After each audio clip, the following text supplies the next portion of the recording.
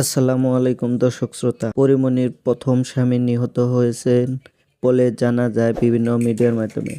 জনপ্রিয় অভিনেত্রী পরীমনির প্রথম স্বামী ইসমাইল হোসেন জমাদ্দার সড়ক দুর্ঘটনায় নিহত হয়েছেন বলে জানা যায়। শুক্রবার ভোররাতে মাদারীপুরের শিবচর পাচ্চার এলাকায় এ ঘটনা ঘটে। নিহত ইসমাইল জমাদ্দার 2 সন্তানের জনক। নিহত ইসমাইলের চাচা জানান, ইসমাইল ও তার বন্ধু মনিরকে নিয়ে রাতে মোটরসাইকেল চালিয়ে ঢাকা চলে যাইতেছিলেন।